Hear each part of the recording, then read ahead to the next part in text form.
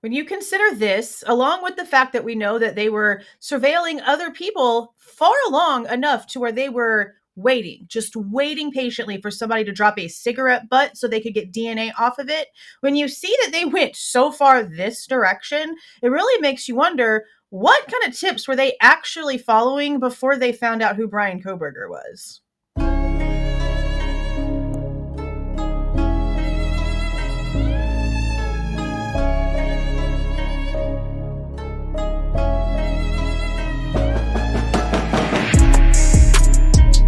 Hey guys, this is Jules with True Crime Reactions. Disclaimer. Everything stated in this video is my opinion and my opinion only. And just like everything else in these cases we discuss here on this channel, everything is alleged. Okay, so I mentioned that I was going through Sleuthy Goosey's old Twitter post when it comes to anything regarding the Idaho case, and I came across this article. It's interesting because it shows how far out, or at least how far out we have been able to find out publicly, that the investigators actually went to try to find anything when it comes to answers for what happened to Kaylee and Maddie and Xana and Ethan on November 13th of 2022. And when I saw this, scrolling through, and I saw this map and saw how far the opposite direction it is, it just instantly popped up that disgustingly, horribly dark, difficult to make out horseshoe boo-boo that they have in the probable cause affidavit when it comes to the direction that they are claiming Bryan Kohberger possibly went after they claim that he committed these crimes, which they really have no proof of. Here's the article. If you notice, it's written on December the 16th. What else also happened on December the 16th? We found out in these motions to suppress everything that's been going on in court over the past 2 months or so, maybe a little longer at this point, that on December 16th, something happened with law enforcement and the CBS over in Albrightsville, Pennsylvania. Now, I cannot tell by the way that it has been worded so far if they were already watching him somehow, because there is a big possibility, depending on further dates, there is a big possibility that the feds were actually following him way before they actually told Moscow that they had a name. That's very, very, very, very possible, especially since we all know for a fact that whenever the information about the December 15th double traffic stops in Indiana came out, for about 3 whole days, the feds were coming out and taking responsibility, getting kudos and saying, hey, that was me. And then all of a sudden that was getting retracted. And all of a sudden they were saying, oh, we didn't have anything to do with that. We all know that happened. We all lived it. So knowing that, just like I mentioned in my intro, they were going all over the place and surveilling other people and DNA testing cigarette butts and doing a million other things. What were they actually looking at? Who were they actually looking at before they got Bryan Kohberger's name? And if they were really going to such lengths to travel to all these other towns and to look into all these other people, why, oh why, do we still have 4 unknown male DNAs at the scene? 3 inside and 1 outside. Why? 3 of them was bad enough, but then, of course, we found out there was actually 4, and honestly, there could be more. We're just finding out about A, B, C, and D. There could be all the way to Z. We don't know. But what are we finding out now when it comes to the types of DNA these are? One, for sure, is blood on the inside of the home, on the handrail of the stairs. That's male. And it just so happens that one of the survivors swears that she might have or maybe have dreamt it up or whatever, but according to her brain has imprinted an image of one of the victims running up and down the stairs, yet they don't test the male blood on the rail of that same stair. It doesn't match Ethan. He was the male that died. It doesn't match Bryan. He's their suspect. Do we know for sure they even did test it? Just like with the Delphi case. Do we know if the DNA found underneath one of the girl's fingernails and the DNA found on one of the girl's thighs was even tested against the suspect? As far as I know, we don't even have a clear answer to that. That's the least they could have done to try to alleviate anything here. And we don't know if they did it. So again, we've known for a while that there were other things that Moscow PD were actually investigating, but that we don't know literally any of it whatsoever, because as soon as they got Bryan Kohberger's little family tree, they went complete tunnel vision, down to faking times, One example that we got was the time that Bryan Kohberger's phone actually went off network. Between the federal information from the cast report and what we see being given to the public by the local agencies, there's a 7-minute difference.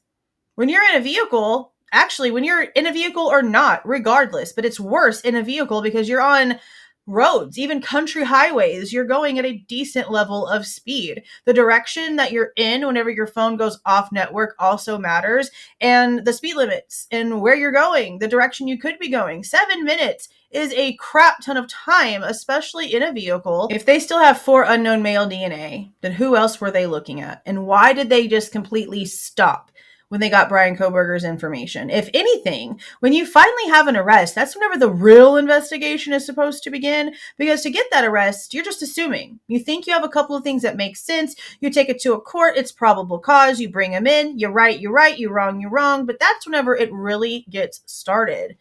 They just forgot all the rest of it and just focused on Bryan.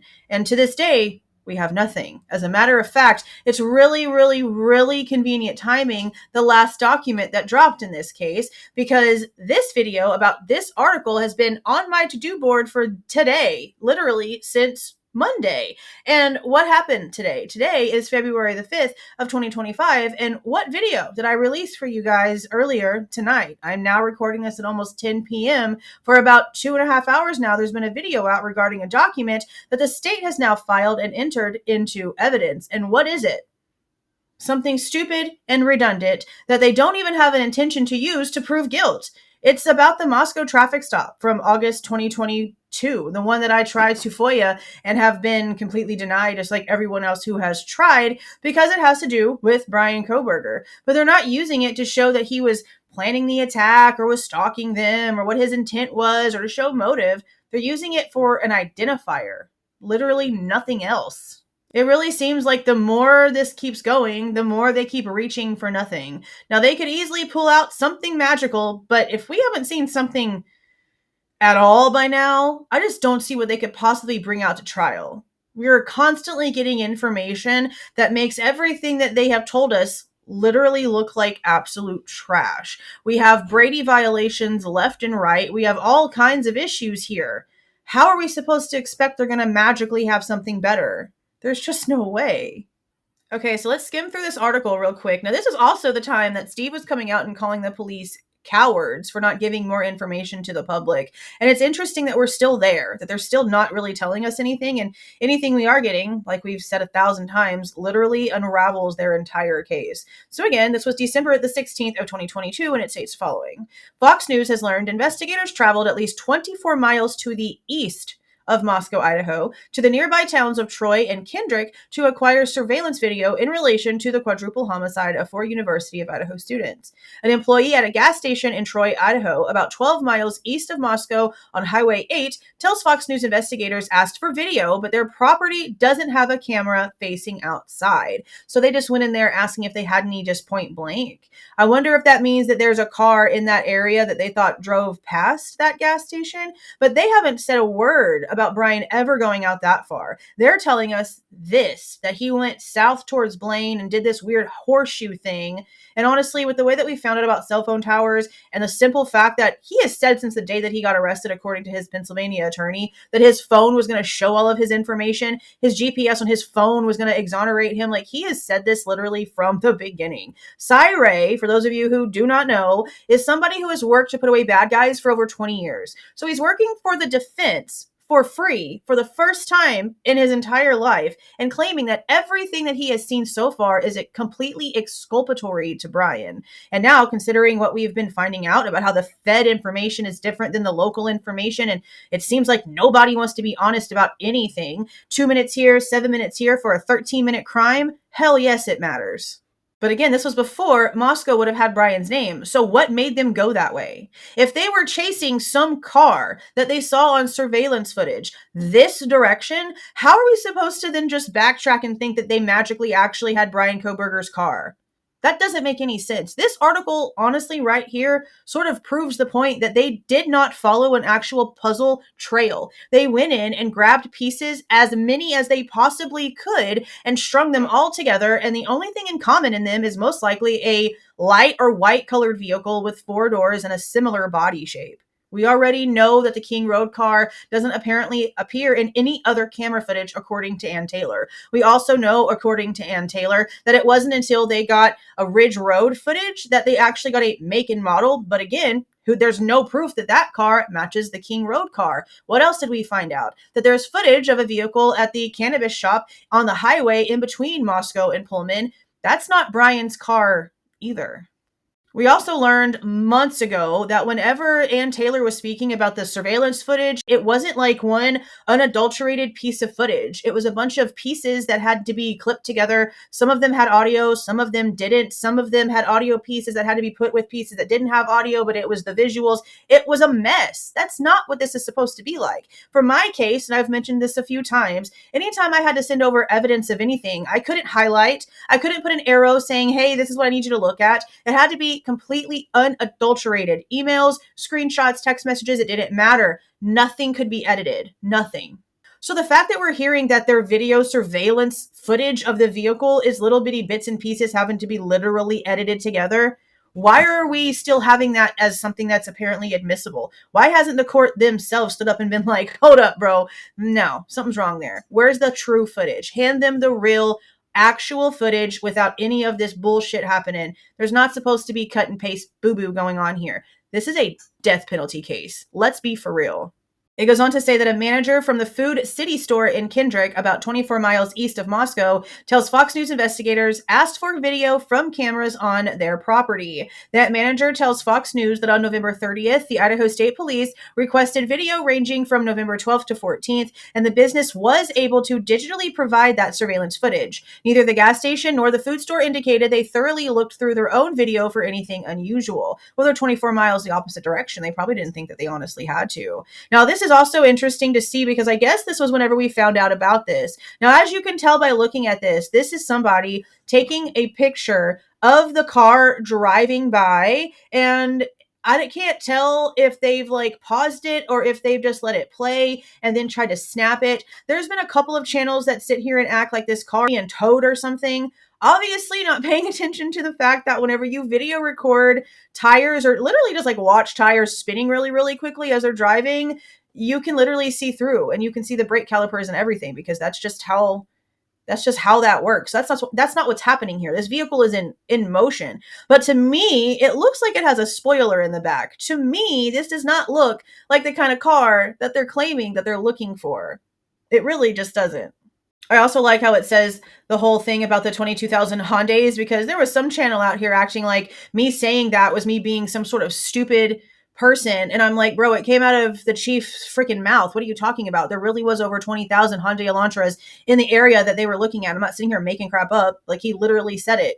I don't understand why people get so uppity about facts. It's really kind of just like odd behavior. Anyway, Fox News also confirms investigators requested surveillance video from dozens of businesses within the town of Moscow, including a liquor store, a coffee shop, a gym, and a gas station. On Tuesday, Fox News Digital obtained a still frame from the gas station surveillance video that shows a 4-door white sedan drive by at around 3:45 a.m. on the morning of the murders. Investigators have said the students were killed between 3 and 4. Yeah, let's not forget that part either. The fact that the timeline shifted by an hour. The original timeline was between 3 and 4 a.m. And I honestly do feel that the majority of that was based on the phone calls that Maddie and Kaylee's phones had with Jack DeCore's phone. I think that they went based off of that because they really had nothing else to go on because nothing was connecting. They weren't finding literally any evidence. We've seen that be proven by how it is beyond disgustingly clear that this investigation was reverse engineered as soon as they got Bryan Kohberger's information. So again, let's just remember the timeline shifted once they found their suspect. Just like how his phone going off network is a 7-minute difference, how there's a turning point apparently in Pullman where there's a 2-minute difference between what the cameras apparently see the white car doing versus what Bryan Kohberger's actual phone movements are. All of those things are so extremely important when it comes to the fact that this entire thing is being engineered to fit their narrative, not to tell the story of what actually happened that night. On Thursday afternoon, the acting public information officer for Moscow police, Robbie Johnson, told Fox News that investigators are combing through information on 22,000 white 2011-2013 Hyundai Elantras registered in the Washington, Idaho region, meaning that between both states of Idaho and Washington, there was over 22,000 white Hyundai Elantras that apparently fit that criteria. I mean, I don't disagree that it's a big ass number, okay? But I, again, am just quoting facts. Police are asking the public to be on the lookout for the Hyundai, saying the white car was at or near the crime scene on November 13th, and as of Thursday afternoon, the driver or possible occupants have yet to come forward. Now, it's interesting that they have it worded as at or near the crime scene because of what we've learned. And I will repeat it, even though I've already said it in this video, because I'm going to obviously have to put all this together. What were we told? Near would be, oh, we finally got a good one, where they finally give us a make and model of a white car they see on camera at Ridge Road.